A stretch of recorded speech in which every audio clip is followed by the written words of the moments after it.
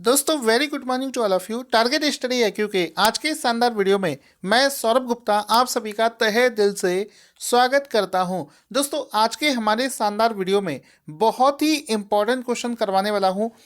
तो जो हमारा पहला प्रश्न बना है वो क्या बना है, किस तरीके से बना है उसको समझेंगे। क्वेश्चन बना है कि जनवरी 2021 में प्रधानमंत्री मोदी जी ने किस ट्रस्ट का नया अध्यक्ष चुना गया है। तो जनवरी 2021 में एक ट्रस्ट है जिसका नाम है सोमनाथ मंदिर ट्रस्ट। तो ये ऑप्शन नंबर ए इसका राइट आंसर हो जाएगा। उसका अध्यक्ष जो है वो प्रधानमंत्री मोदी जी को चुना गया है। अब इसको समझना होता क्या है कि जो बड़े बड़े मंदिर होते हैं जो जिसमें बहुत बड़ा नेटवर्क होता है जिनका, तो उसमें आने वाला जो चंदा होता है, मंदिर का पूरा मैनेजमेंट हो गया और किसी भी मंदिर में जो कंस्ट्रक्शन हो गया या मैनेजमेंट हो गया, सारी चीज़ों को किस तरीके से मैनेज किया जाएगा उसको लेकर एक कमेटी बनी होती है। और वो जो मंदिर का एक ट्रस्ट होता है, जो कमेटी होती है, उसका जो अध्यक्ष है वो प्रधानमंत्री मोदी जी को चुना गया है सोमनाथ मंदिर ट्रस्ट का। और वैसे अगर हम लोग देखें जीके के पॉइंट ऑफ व्यू से ये बहुत ही इम्पोर्टेंट मंदिर है। अक्सर एग्जाम में पूछा जाता है कि सोमनाथ मंदिर किस राज्य में स्थित है। तो आंसर हो जाएगा ये जो सोमनाथ मंदिर है ये गुजरात राज्य में स्थित है। कहाँ पर? गुजरात राज्य में स्थित है। अब दोस्तों चूंकि क्वेश्चन इंपॉर्टेंट है तो इसमें और क्या पूछा जा सकता है वो समझते हैं। पहले आप ये बहुत ही शानदार हिंदुओं की आस्था का प्रतीक सोमनाथ मंदिर को देख सकते हैं। बहुत ही शानदार मंदिर है और यहाँ पर इस ट्रस्ट में अमित शाह जी को भी इसमें शामिल किया गया है। इसको आप लोग याद रखेंगे। सोमनाथ मंदिर के बारे में क्विक रिव्यू देख लेते हैं। इसको बनाया गया था श्री वल्लभ भाई पटेल जी के द्वारा। इसमें जो मुख्य डाइटी हैं, मुख्य देवता हैं जिनकी पूजा होती है वो है भगवान शिव। भगवान शिव के जो जो अलग अलग फेमस स्थान हैं उनमें से एक इसका नाम भी आता है। सोमनाथ मंदिर को और किन नामों से जाना जाता है ये क्वेश्चन कई बार पूछा गया है। एक ऑप्शन आता है कि प्रभास पत्तन, ये भी इसी मंदिर को बोला जाता है। देव पत्तन, ये भी इसी मंदिर का एक नाम है जो कि एग्जाम में पूछे गए हैं। इसी प्रकार से यहाँ पर दोस्तों अक्सर एग्जाम में देखा गया है कि एक मंदिर और उसको ऑप्शंस में आपको राज्य दिए जाएंगे और पूछा जाएगा बताओ ये मंदिर कौन से राज्य में स्थित है। डेफिनेटली एग्जाम में पूछे जाने वाला प्रश्न है। चूंकि हमने इसमें सोमनाथ मंदिर का डिस्कशन किया है तो लगे हाथ इसी में हम लोग इंडिया के ऐसे टेम्पल्स की एक लिस्ट देख लेते हैं जो कि आजकल एग्जाम में ज़्यादा पूछे जा रहे हैं। तो ये छोटी सी लिस्ट है, एक बार इसको रिवीजन कर लेते हैं। जैसे कि देखो इसमें ही मैंने लिख रखा है सोमनाथ टेम्पल जो है ये गुजरात राज्य में स्थित है। एक प्रश्न पूछा जाता है महाबोधि टेम्पल कहाँ पर है? ये बिहार में स्थित है। लॉर्ड वेंकटेश्वरा टेम्पल कहाँ पर है? आंध्र प्रदेश। भैया जब अलग से क्वेश्चन बनेगा तो कंफ्यूजन क्रिएट हो जाता है। तो आंध्र प्रदेश में स्थित है श्री लॉर्ड वेंकटेश्वरा टेम्पल। द्वारकाधीश, कई बार प्रश्न पूछा गया द्वारकाधीश कहाँ पर है? तो ये गुजरात में स्थित है। वैष्णो देवी सभी को पता है जम्मू कश्मीर में है। इसके बाद में विरूपक्षा टेम्पल, तो ये कहाँ पर है? ये कर्नाटका में है। उसके बाद में है गोमातेश्वर टेम्पल, तो गोमातेश्वर टेम्पल जो है ये भी कर्नाटका में है। पद्मनाभ स्वामी टेम्पल, ये जो पद्मनाभ स्वामी टेम्पल है ये भी ये केरला में स्थित है। ये वाला जो है इम्पॉर्टेंट है, ठीक है। जो बहुत ही ज़्यादा फेमस टेम्पल है वो सब तो आपको याद होंगे वैसे भी। जैसे ये जो खजुराहो टेम्पल है ये मध्य प्रदेश में है। सांची स्तूपा, तो ये भी मध्य प्रदेश में है। फिर सिद्धि विनायक, ये सभी को पता है आपका महाराष्ट्र में है। कोणार्क सूर्य टेम्पल, ये बहुत बार एग्जाम में पूछा गया कोणार्क का सूर्य मंदिर कहाँ पर है। अब तो बच्चा बच्चा जानता है ओडिशा में है। जगन्नाथ भगवान की रथ यात्रा जहाँ पर निकलती है वो है ओडिशा। गोल्डन टेम्पल पंजाब में है, सभी लोगों को पता है। फिर है भगवान रमननाथ स्वामी टेम्पल, तो ये रमननाथ स्वामी टेम्पल जो है ये तमिलनाडु में स्थित है। ये भी एग्जाम में क्वेश्चन हम लोग कर चुके हैं।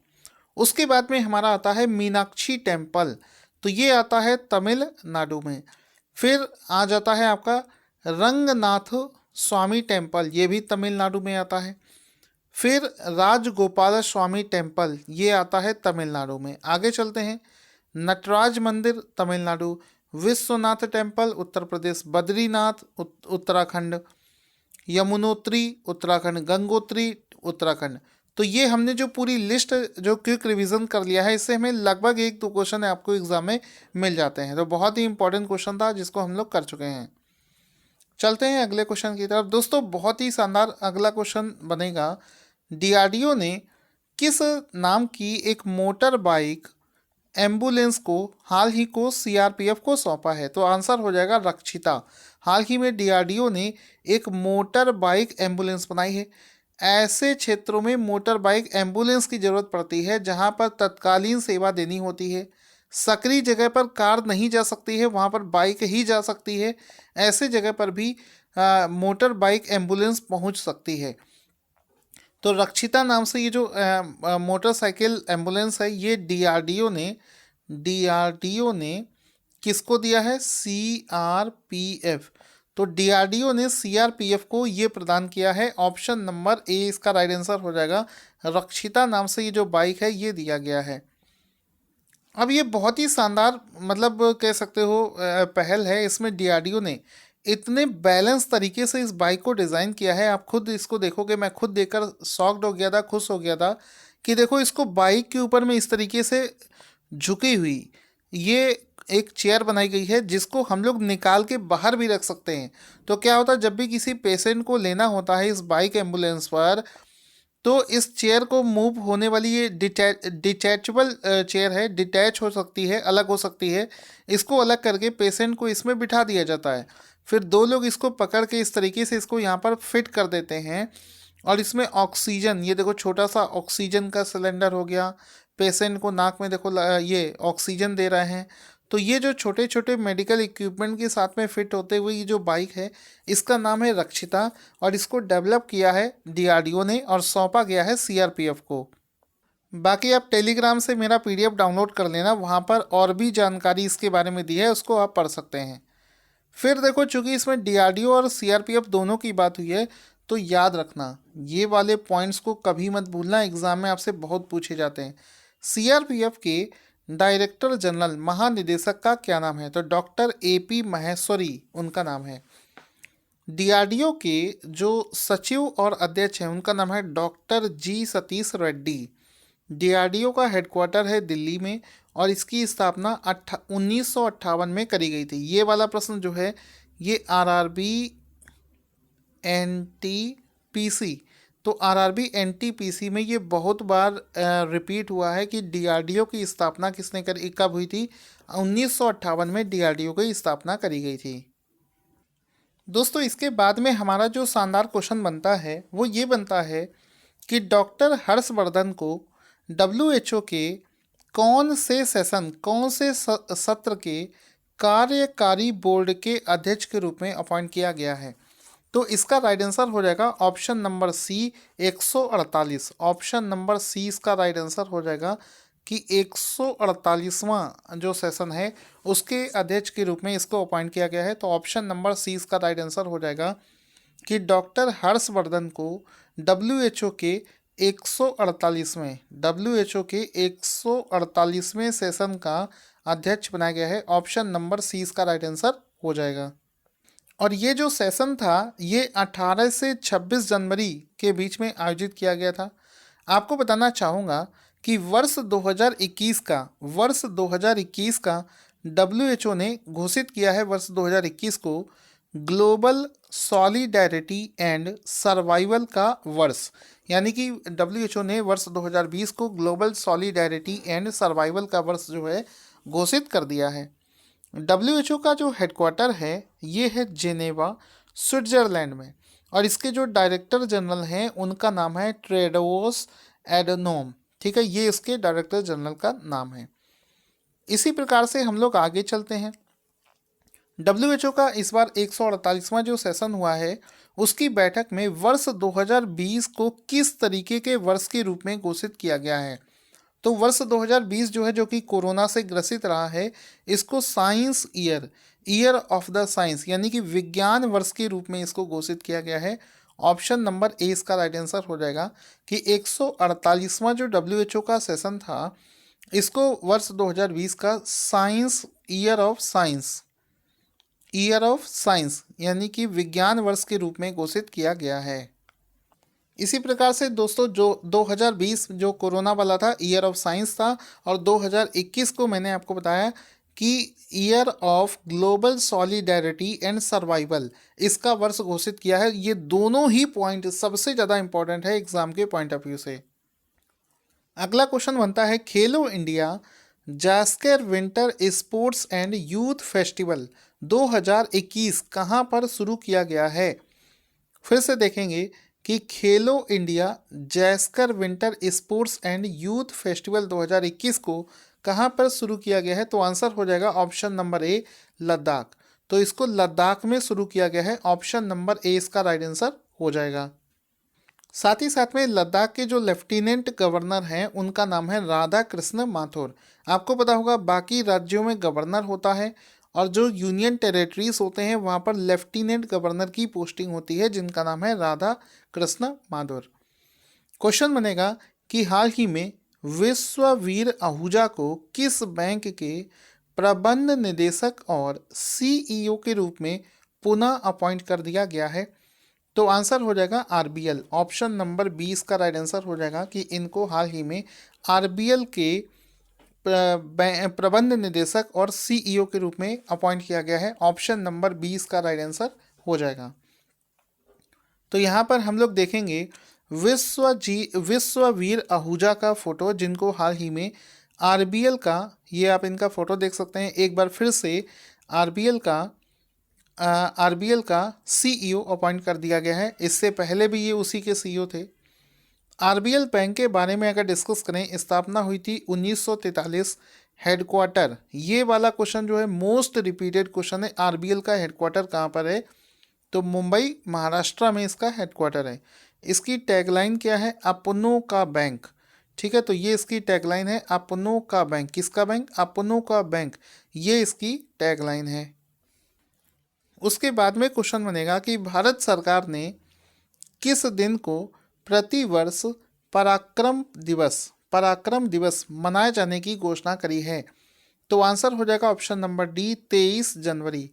यहाँ पर 23 जनवरी इसका राइट आंसर हो जाएगा। भारत सरकार ने 23 जनवरी को पराक्रम दिवस के रूप में मनाए जाने की घोषणा करी है। ऑप्शन नंबर डी इसका राइट आंसर हो जाएगा। अब इसमें आप देख सकते हो कि नेताजी सुभाष चंद्र बोस का फोटो आप देख सकते हो, लिखा है अब से 23 जनवरी को मनाया जाएगा पराक्रम दिवस। तो पराक्रम दिवस जो है प्रतिवर्ष 23 जनवरी को मनाया जाएगा। ऑप्शन नंबर डी इसका राइट आंसर हो जाएगा। दोस्तों इसके बाद में अगला क्वेश्चन बनता है कि Yonex Thailand open super 1000 badminton tournament में महिलाओं की कैटेगरी में एकल में किसे प्रदान किया गया है। तो आंसर हो जाएगा कैरोलिना मैरिन। हाल ही में ऑर्गेनाइज किए गए इस टेनिस टूर्नामेंट को कैरोलिना मैरिन ने जीत लिया है।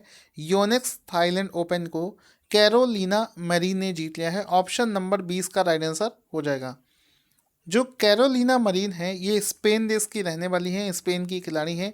यहाँ पर ये जो ओपन की बात हो रही है वो है योनेक्स थाईलैंड ओपन, और इसको जीता है कैरोलिना मैरिन ने, जिनका की फोटो भी आप यहाँ पर देख सकते हैं। इसी प्रकार से अगर इसमें पूछा जाए कि बताओ इसमें पुरुष की कैटेगरी में किसने जीता है, तो पुरुष की कैटेगरी में इस अवार्ड को जीत लिया है Anders Antonsen. Option number A इसका राइट आंसर हो जाएगा कि योनेक्स थाईलैंड ओपन में पुरुष एकल का जो खिताब है ये एंडर्स एंटोनसेन ने जीता है। ऑप्शन नंबर ए इसका राइट आंसर हो जाएगा। इनका एक फ़ोटो भी देख सकते हैं एंडर्स एंटोनसेन का, जिन्होंने इस ट्रॉफी को जीत लिया है। क्वेश्चन बनेगा कि हाल ही में योवेरी मुसेवेनी ने 2021 के राष्ट्रपति चुनाव जीतने के बाद में किस देश के राष्ट्रपति के रूप में छठा कार्यकाल जीत लिया है, यानी कि छठी बार वहाँ के प्रेसिडेंट बने हैं। कौन बने हैं, तो युगांडा देश में ऐसा हुआ है। युगांडा देश के योवेरी मुसेवेनी ने छठे कार्यकाल की शुरुआत कर दी है, क्योंकि उन्होंने छठी बार प्रेसिडेंशियल इलेक्शन को जीत लिया है। युगांडा की जो कैपिटल है वो है कंपाला, करेंसी का नाम है सीलिंग। तो ये दोनों पॉइंट आपको याद रखने हैं। युगांडा की करेंसी है कंपाला और करेंसी है सीलिंग और कैपिटल है कंपाला। ये दोनों चीज़ आपको रिमेंबर करके रखना है। आगे चलते हैं दोस्तों। हाल ही में महाराष्ट्र सरकार के द्वारा एक चिड़ियाघर का नाम चेंज कर दिया गया है। तो महाराष्ट्र सरकार ने गोरेवाला चिड़ियाघर का नाम बदलकर किसके नाम पर कर दिया है? आंसर हो जाएगा इसका नाम चेंज करके बाबा साहब ठाकरे, बाल ठाकरे के नाम पर कर दिया है। तो ऑप्शन नंबर 20 का राइट आंसर हो जाएगा। यहाँ पर ये जो चिड़ियाघर है ये नागपुर में स्थित है। कहाँ पर है? ये महाराष्ट्र सरकार ने नागपुर में स्थित जो गोरेवाड़ा अंतर्राष्ट्रीय चिड़ियाघर है उसका नाम बदलकर बाला साहब ठाकरे गोरेवाड़ा अंतर्राष्ट्रीय प्राणी उद्यान कर दिया है। तो ये भी आपको याद रखना है। इसके बाद में महाराष्ट्र के जो मुख्यमंत्री हैं उनका नाम है उद्धव ठाकरे और वहाँ के राज्यपाल का नाम है भगत सिंह कोश्यारी। ये 2 पॉइंट्स भी आपको याद रखने हैं। आगे चलते हैं। क्वेश्चन बनेगा रिपब्लिक डे परेड 2021 में शामिल होने वाली पहली महिला फाइटर पायलट कौन सी बनी है? तो आंसर हो जाएगा भावना कांत। ऑप्शन नंबर ए इसका राइट आंसर हो जाएगा कि रिपब्लिक डे परेड 2021 में शामिल होने वाली पहली महिला फाइटर पायलट बनी है भावना कांत। जो इस बार परेड ऑर्गेनाइज करी जाएगी उसमें ये हिस्सा लेंगी। तो आप देख सकते हैं भावना कांत का फोटो, जिनको ऐसा मौका मिला है जो कि पहली ऐसी महिला बनी है और ये भारतीय वायुसेना की झांकी को दर्शाएंगी, उनमें पार्टिसिपेट करेंगी। तो ऑप्शन नंबर ए भावना कांत इसका राइट आंसर हो जाएगा। उसके बाद में क्वेश्चन है कि जनवरी 2021 में किस भारतीय टेक कंपनी को गूगल क्लाउड पार्टनर का दर्जा प्रदान किया गया है? आंसर हो जाएगा option number B Infosys. Bharat की कंपनी इन्फोसिस, ठीक है। तो भारत की ये जो गूगल क्लाउड पार्टनर कंपनी है जिसका नाम है इन्फोसिस, इसको ही गूगल क्लाउड पार्टनर का दर्जा प्रदान किया गया है। तो ऑप्शन नंबर 20 का राइट आंसर हो जाएगा। ये जो कंपनी है इन्फोसिस, इसकी स्थापना 7 जुलाई 1981 को हुई थी। इसके सीईओ का नाम है सलील पारेख और इसका जो हेडक्वार्टर है ये बेंगलुरु में स्थित है, आपको पता होना चाहिए। क्वेश्चन बनेगा जनवरी 2021 में भारत डिजिटल शिखर सम्मेलन 2021 के कौन से संस्करण का उद्घाटन किया गया है? तो इस बार इंडिया डिजिटल शिखर समिट जो है इसके 15वें सेशन, ऑप्शन नंबर सी इसका राइट आंसर हो जाएगा, इसके 15वें संस्करण का उद्घाटन किया गया है। तो ऑप्शन नंबर सी इसका राइट आंसर हो जाएगा। इस बार ये जो शिखर सम्मेलन आयोजित किया गया है, ये जो शिखर सम्मेलन आयोजित किया गया है इसका विषय है आत्मनिर्भर भारत नए दशक की शुरुआत। तो ये इसका सब्जेक्ट है, विषय है जो कि आपको याद रखना है। आत्मनिर्भर भारत नए दशक की शुरुआत, ये आपको याद रखना है।